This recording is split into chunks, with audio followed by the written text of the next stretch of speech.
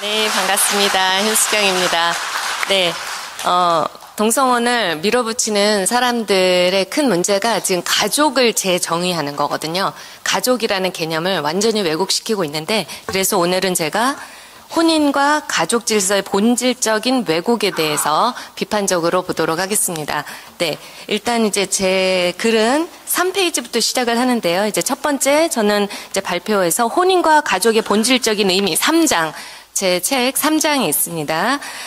를 먼저 이제 살펴보고요. 그 다음에 5장에 있는 유엔 내에 가족 개념의 왜곡과 갈등, 이 가족이라는 개념이 어디서부터 이게 왜곡되기 시작했는가를 거슬러 올라갔더니 이제 유엔 안에서 어떤 국제회의에서 이게 시작이 됐습니다. 그래서 거기서부터 이제 거슬러 올라가서 쭉 한번 훑어보고요. 그리고 이제 4장에 나오는 혼인과 가족 질서를 수호하는 국제 네트워크들이 또 있습니다.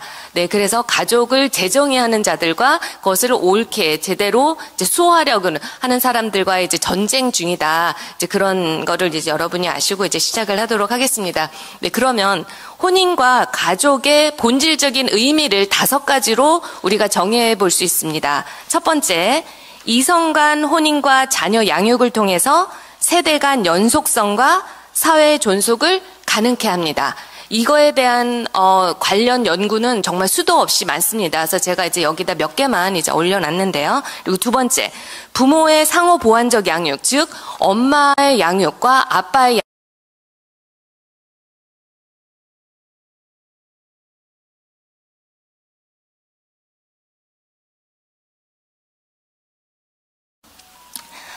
사회의 안정성과 통합을 이루는데 이 혼인과 가족이 토대가 된다 합니다. 네, 이것도 굉장히 많은 연구 논문들이 있습니다. 그리고 4번, 도덕과 가치를 전승하는 핵심 역할을 하고 있습니다.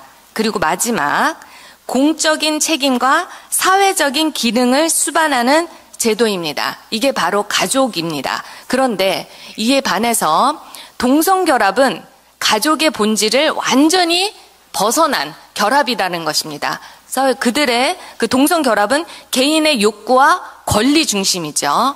그리고 두 번째, 사적이고 감정적인 유대 중심입니다. 그리고 마지막, 공적이고 사회적인 책임이 완전히 결여되어 있습니다.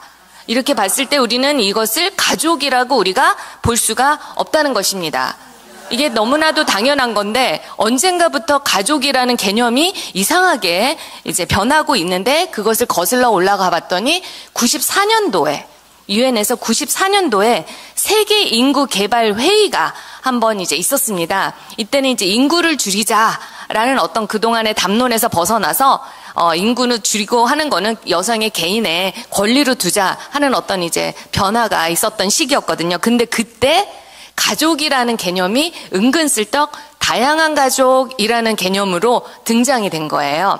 네, 여기 한번 보시면 이제 5장 그 행동계획, 인구개발회의의 행동계획이 한 이제 수백 페이지가 나오는데 거기 5장에 처음으로 다양한 가족이라는 용어가 등장을 했습니다. 그래서 5.1을 보시면 가족은 사회의 기본 단위이기 때문에 다양한 형태의 가족 또한 포괄적인 보호와 지원을 받을 자격이 있다 하면서 은근슬쩍 다양한 가족을 언급을 합니다. 물론 이 당시는 유엔에서 성적 지향이나 젠더 정체성, 동성애가 활발히 논의되기 시작하기 전이기 때문에 아무도 다양한 가족 했을 때 이것을 동성혼 가족 그렇게 생각을 하지 않았었거든요.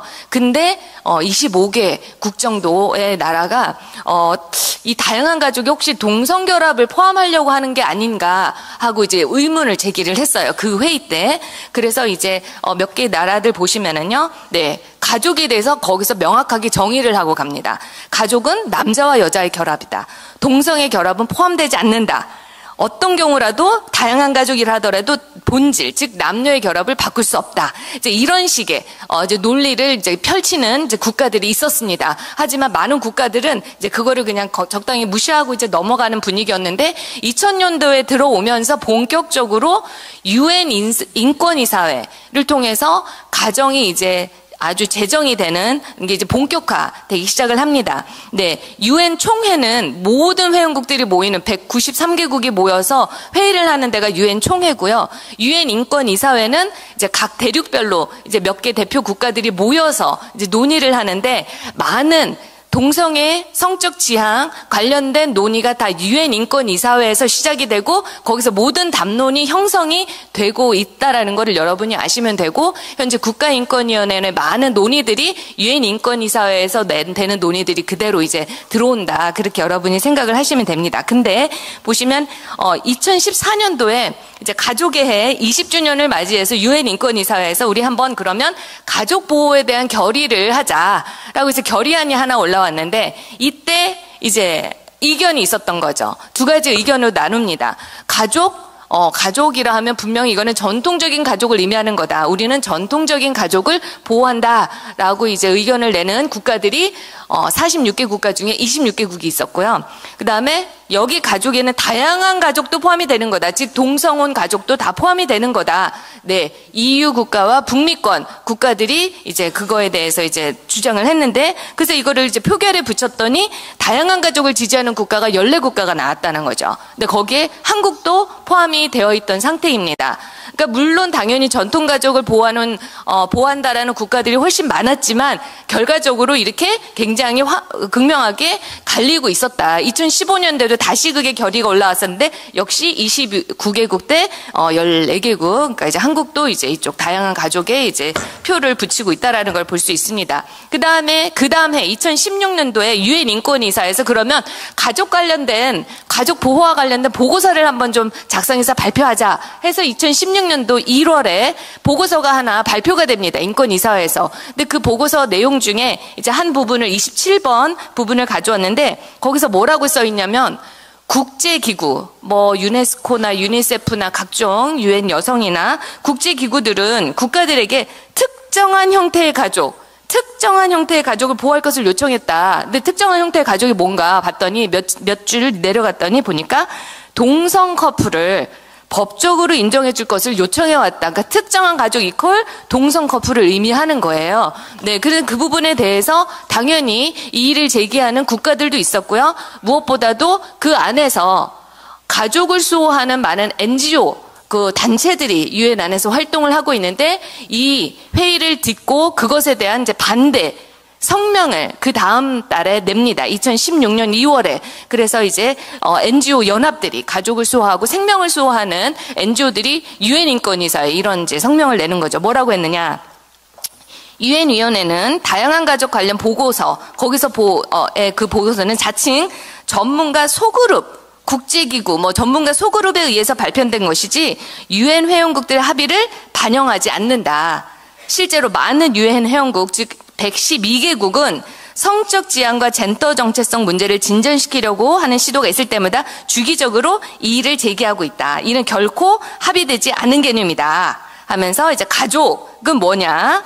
다양한 가족 형태도 아니고 동성 결혼이나 커플이 이끄는 단위도 아닌 가족만이 국제법, 즉 구속력 있는 조약에 의해 강력하게 보호되고 지지받는 유일한 사회 기본 단위다라고 이제 성명을 내는 거예요. 이제 그렇게 하면서 이제 한쪽으로 흘러가는 걸 이제 막는 것이죠. 네, 그리고 이제는 유엔 총회에서 또 가족과 관련된 또 젠더 관련된 이제 논쟁이 계속 수도 없이 많았는데 이때 이제 한번 또 굉장히 크게 논쟁이 됐었어요. 2022년도. 네, 그때 어떤 결의안이 유엔 총회 제3위원회에 올라왔냐면 초법적 약식 자의적 처형에 관한 결의안이 하나 올라왔어요. 근데 그 결의안 조항에 봤더니 성적 지향과 젠더 정체성 이 표현이 은근슬쩍 거기에 삽입이 되어 있었던 거예요. 그래서 아프리카 및 중동 국가 한 몇십 개 국가가요. 성적 지향 젠더 정체성 우리는 동의하지 않는다. 그 용어를 섹스로 수정해라. 젠더를 섹스로 수정해라. 라고 요구를 한 거예요. 그래서 그럼 이 용어를 수정하냐 마냐에 대해서 또 표결이 붙여진 거죠. 네, 그러니까 유엔은 기본적으로 100% 합의를 목표로 합니다. 합의를 해야 이제 효력이 있는 거예요. 법적인 효력. 근데 이게 표결이 붙여졌다라는 거는 이게 합의가 안 됐다라는 겁니다. 그러니까 이게 합의가 안 됐다라는 개념이라는 걸 여러분이 아시면 돼요. 이건 표결이 붙여졌다, 합의가 안 됐다. 아무리 다수결이라 하더라도 굉장히 많은 회원국들이 반대하고 있다. 그렇게 이해를 하시면 됩니다. 그래서 한번 표결 결과를 한번 보시면요. 찬성은 뭐냐면 섹스로 수정하자라는 거죠. 생물학적인 성으로 수정하자라는 그 결과가 51표. 그리고 성적 지향 그대로 유지하자가 88표. 그리고 기권이 26표, 표결 불참이 28표. 그러니까 반대가 88표이긴 했지만 찬성 및 기권이 그 이상 더 많았던 거죠. 이해가 되시죠? 그 다음에 2024년도에 똑같은 또 결의안이 올라왔는데 또 표결에 붙여졌어요. 섹스 수정하자. 그래서 봤더니 47표 찬성, 반대 78표, 기권 28표, 표결 불참. 진짜 불참하는 회원국들이 많죠. 굉장히 눈치를 보거나 너무 민감한 사안이라 의견을 아예 내지 않는 회원국들도 굉장히 많은 사항이다. 그러니까 이거는 유엔 안에서도 가족이라는 개념이 절대 이제 정의가 바뀌거나 이게 합의가 되지 않았다라는 걸 여러분이 아시면 되겠습니다. 네, 그래서 지금 계속 전쟁 중이죠. 지금 유엔에서 가족을 수호하기 위한 운동들이 굉장히 많은데 이제 2019년도에 국제 가족의 날 해서 또 기념 행사가 하나 열렸는데 이것도 굉장히 의도적인 겁니다.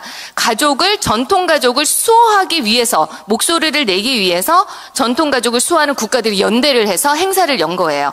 그래서 It takes a family. 가족이 있어야 가능하다라는 이제 행사 제목을 가지고 밑에 빨간 줄 보시면 전통적 가족의 중요성을 강조하고 가족 보호를 위한 국제적인 연대를 촉진하기 위해서 이 회의가 이제 행사가 열린 거예요. 그래서 이제 보시면은 네.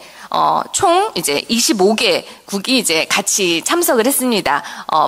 많아 보이지는 않지만 이제 여기다가 이제 이름을 올리지 않고 뒤에서 이제 지지했던 국가들도 많고요. 그리고 이제 그 뒤에 보면은 이제 NGO 단체들 각종 이제 생명을 보호하고 가정을 보호하는 NGO 단체들이 뒤에서 이제 엄청나게 유엔에서 활동하면서 후원을 지금 이제 하고 있는 것을 우리가 볼 수가 있습니다. 그래서 그 NGO 단체들의 일부가 지금 제 11페이지에 쭉 이제 자세하게 제가 나열을 다 정리를 해놨습니다. 여기서는 제가 시간이 없어서 네, 이름만 이제 적어놓고 넘어갔는데, 네, 이들이 무엇을 하느냐? 실제 이게 지금 그 NGO 단체들이 유엔 안에서 활동하고 이제 발언하는 이제 그 모습입니다. 이 NGO 단체들이 무엇을 하느냐? 실제 유엔 주요 회의에 공식 참여를 하게 됩니다. 인권이사회나 여성주의위원회, 유엔 총회.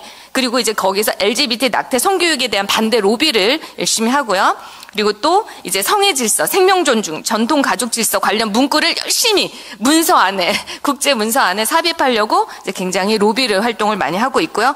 그러다 보니까 이제 문서 협상 과정에서 실제 개입을 합니다. 이것을 넣을 것이냐 뺄 것이냐 거기에서 이제 목소리를 내고 있고, 그리고 이렇게 아까 전처럼 공동 성명도 이렇게 발표를 하고 있습니다. 그리고 밖에서는 유엔이 아닌 국제 가족 기구, 이제 가족을 수호하는 여러 이제 단체들과 국가들이 모여서 이렇게 연대를 하고 네트워크를 하는 그런 기구들도 있습니다. 그리고 2020년에는요, 이제 트럼프 정부 때인데, 행정부 때인데, 그때 2020년 때 제네바에서 서로 모여서 합의를 우리 한번 하자 해서 선언을 한번 합니다. 제목이 여성의 건강 증진과 가족의 강화, 생명 존중 및 국가 주권 보호를 위한 제네바 합의 선언. 그러니까 결국은 뭡니까? 가정을 소중히 하고 여성을 존중하고 그리고 생명을 존중하고 국가의 주권을 보호하자. 글로벌리즘 세상을 하나로 통합하려고 하는데 그런 거 말고 국가의 주권을 보호하자라는 그런 취지에서 이제 모여서 이제 성명을 냅니다. 이게 굉장히 중요한 제스처예요. 이거를 기반으로 유엔 안에서 이제 싸울 수 있는 언어가 마련이 되는 거거든요. 근데 이때가 하필이면 또 코로나 시절이어서 줌으로 이렇게 모인 그런 이제 사진입니다. 네, 그래서 이제 총 34개국이 이제 참여를 해서 목소리를 내고 있습니다. 그래서 지금 이 안에서 국제적으로 굉장히 큰 지금 논쟁 중이다. 이게 전혀 합의된 사안이 아니기 때문에 이걸 가지고 가정의 정의가 함부로 될 수는 없다라는 그런 거를 여러분이 아시고 이제 결론을 내리겠습니다. 그래서 혼인과 가족은 단순한 개인 욕구에 기반한 임의적인 결합이 아닌 시대를 초월하는 본질적인 질서이며 사회 공동체의 기반이며 시대의 세대의 연속성과 사회 질서 유지의 핵심 축입니다. 네. 그래서 네, 그래서 이제 혼인과 가정을 지키기 위해서는 이제 대응 방안을 간단하게 정리해봤습니다. 이제 학계나 법조계에서는 이렇게 학술 논문 오늘처럼 세미나 이런 포럼 등을 통해서 논리적인 언어를 정립하고 또 논리적인 반론 또 이렇게 만들고 그래서 법적 대응 논리를 이제 마련을 해야 되겠죠. 이게 지금 하나의 오늘도 이제 그런 것의 이제 일환으로 볼 수 있겠습니다. 그리고 이제 우리 시민단체, 시민사회, 이제 학부모 단체들은 열심히 사회 전반에 이 개념을 확산시키기 위한 어떤 캠페인을 우리가 해야 되겠습니다. SNS나 유튜브나 여러 콘텐츠를 만들어서 대중적인 공감대를 형성을 하는 게 굉장히 중요하고요. 또 교회에서는 설교나 소그룹이나 그런 걸 통해서 창조 질서로의 혼인과 가정의 개념을 명확하게 다시 한번 심어줘야 됩니다. 교과서도 이미 다 무너져서 다 다양한 가족을 가르치고 있지 전통 가족을 교과서에 더 이상 가르치고 있지 않습니다. 그리고 특히 청소년하고 청년 대상으로 혼인과 가정에 대한 교육을 꾸준히 우리가 해야 되겠습니다. 네, 이상입니다.